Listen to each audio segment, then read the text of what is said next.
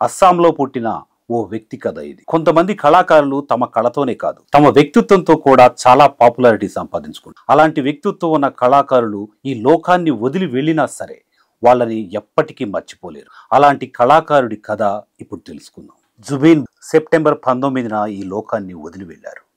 జుబీన్ అంత్యక్రియలు అత్యంత ఘనంగా జరిగాయి.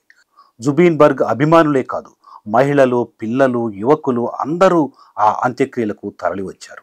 ఆ అంత్యక్రియలు ఎంత ఘనంగా జరిగాయంటే ప్రపంచంలోనే ఎక్కువ జనం వచ్చిన 4వ అంత్యక్రియగా అది రికార్డుల్లో నిలిచింది. లిమ్కా బుక్ ఆఫ్ రికార్డ్స్లోకి ఆ అంత్యక్రియ ఎక్కింది. 1980వ దశకంలో నార్త్లో ఉన్న ప్రతి స్టేట్లోనూ అక్కడుండే కల్చరు, అక్కడున్న సంస్కృతి వాటన్నిటిని ధ్వంసం చేస్తూ హిందీ పాటలు రాజ్యమేలే రోజులు అవి. 1980లో జుబీన్ తన గాన ప్రస్థానాన్ని స్టార్ట్ చేశాడు. జుబీన్కి ఉన్న ప్రత్యేకత ఏంటంటే మామూలు కమర్షియల్ పాటలు పాడిన సింగర్ అసలే కాదు. అస్సామీ మట్టి పరిమళాల్ని తన గానంలో నిమిలీకృతం చేసుకొని తను గానం చేశాడు. ఎందుకంటే అస్సామీ సంస్కృతిని, అక్కడ ఉన్న నేటివిటీని, అక్కడ ఉన్న జానపదాలని తన పాటలోకి మేళవించి వాటికి రాక్ మ్యూజిక్ని జోడించి అద్భుతమైన పాటల్ని జుబీన్ అందించాడు. అందుకే జుబీన్ అంటే అక్కడున్న ప్రజలకి ప్రత్యేకమైన అభిమానం. కేవలం హిందీ పాటలు పాడుతూ కాలం వెళ్ళబుచ్చే టైప్ కాదు జుబీన్. అస్సామీ జానపదాల్ని, అక్కడున్న సంస్కృతిని జుబీన్ ఒడిసి పట్టుకున్నాడు. అందుకే జుబీన్ పాటల్లో ఆత్మ కనిపించే, ఆ ఆత్మని పరిశోధించేందుకే అక్కడ ఉన్న ప్రజలంతా అతని పాటల్ని విపరీతంగా విన్నారు. అందుకే అతన్ని తనవాడిగా చేసుకున్నారు. అయితే జుబీన్ కేవలం అలాంటి పాటలతోనే ఆగలేదు. హిందీ పాటలను కూడా అద్భుతంగా ఆలపించాడు. ఆ పాటలు కూడా భారతదేశం మొత్తం వ్యాపించాయి. జుబీన్ కేవలం ఒక సింగర్ మాత్రమే కాదు, అతను కళాకారుడుగానే జీవించలేదు. ఒక సోషలిస్టుగా తనదైన శైలిలో పాటల్ని, తన జీవన చిత్రాన్ని తను మలుచుకున్నాడు. కళ పేరు తెచ్చిపెడుతుంది, కానీ వ్యక్తిత్వం మాత్రం మనిషినే నిలబెడుతుంది. అలాంటి వ్యక్తిత్వం జుబీన్ది. ఎందుకంటే జుబీన్ కేవలం గాయకుడిగా మాత్రమే బ్రతకలేదు. అతను ఒక సోషలిస్టుగా, ఒక విప్లవకారుడిగా కూడా తనదైన ముద్ర వేశాడు. అందుకే అస్సాం ప్రజలంతా అతను చనిపోతే లక్షలాది మంది తరలి వచ్చారు. కాబట్టి జుబీన్ మరణాన్ని ఎవ్వరూ జీర్ణించుకోలేకపోయారు. ప్రపంచం మొత్తం సోషలిస్టు వ్యతిరేక విధానాలను ఫాలో అవుతుంటే జుబీన్ మాత్రం వామపక్షవాదిగానే ఉన్నాడు. బిష్ణు ప్రసాద్ రభా, ఈయన అస్సాంలోని ఇస్టా అధ్యక్షుడు. ఈయన అనుచరుడిగా ఉన్నాడు. ప్రఖ్యాత అస్సాం కవి హిరేన్ భట్టాచార్య ప్రభావం కూడా జుబీన్ మీద ఉంది. అందుకే అతనికి లౌకికవాదం వంటబట్టింది.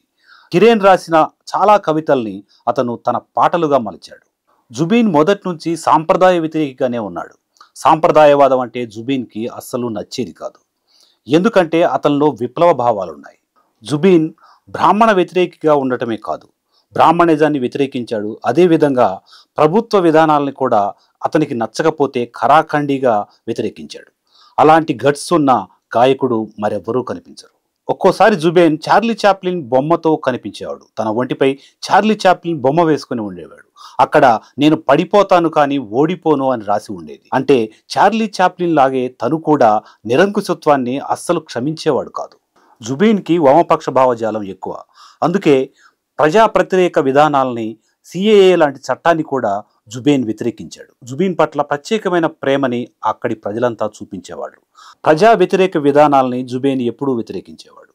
ప్రభుత్వాలు తీసుకున్న నిర్ణయాల్ని, సిఏఏ లాంటి చట్టాన్ని కూడా జుబీన్ వ్యతిరేకించాడు. అస్సాంలో ఎక్కడ చూసినా జుబీన్ పాటలే వినిపించేవి. ఏ ప్లేస్లో చూసినా అతని పాటలే మారుమోగిపోయేవి. అంతగా అతని పాటల్ని ఇష్టపడ్డారు జనం. అయితే జుబీన్ చనిపోయిన తర్వాత అదే జనం కన్నీటి పర్యంతమయ్యారు. అంతలా కదిలిపోయారు. జుబీన్ తన పాటలతోనే కాదు, సమాజ సేవతో కూడా జుబీన్ జనం మనసులు గెలిచాడు. ఎందరికో సహాయం చేశాడు జుబీన్. అందుకే జుబీన్ అంటే కేవలం ఒక సంగీతకారుడిగానే కాదు, ఒక విప్లవకారుడిగా, ఒక సామాజిక వేత్తగా కూడా చూస్తారు. సింగపూర్లో జుబీన్ ఆకస్మిక మరణం జనాన్ని కలచివేసింది. అయితే ఆ మరణం వెనుక ఉన్న రహస్యాలు మాత్రం ఇంతవరకు బయటపడలేదు. జుబీన్ ప్రమాదవశాత్తు చనిపోయాడా, లేదంటే ఎవరైనా అతన్ని కావాలనే చంపేశారా అనే కోణంలో దర్యాప్తు సాగుతుంది.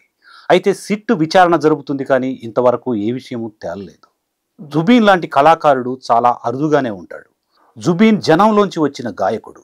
అందుకనే జుబీన్ పాటలు ఎప్పటికీ నిలిచే ఉంటాయి.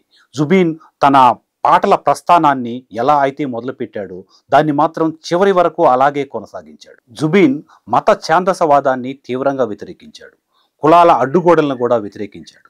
అసలు తను ఒక బ్రాహ్మణ్ణి అన్న విషయాన్నే మర్చిపోయి జనంలో కలిసిపోయి జీవించాడు. అలాంటి జుబీన్ పాటలు జనాన్ని ఉర్రూతలూగించాయి. వ్యక్తిత్వంతోనే జుబీన్ చాలా పేరు సంపాదించాడు. బ్రాహ్మణుడిగా పుట్టిన జుబీన్ ఎప్పుడూ ఆ బ్రాహ్మణ ఆచారాలని ఎప్పుడూ పాటించలేదు. తన మెడలో యజ్ఞోపవీతం ఎప్పుడూ ధరించలేదు, అంటే జంజాన్ని ఎప్పుడూ వేసుకోలేదు.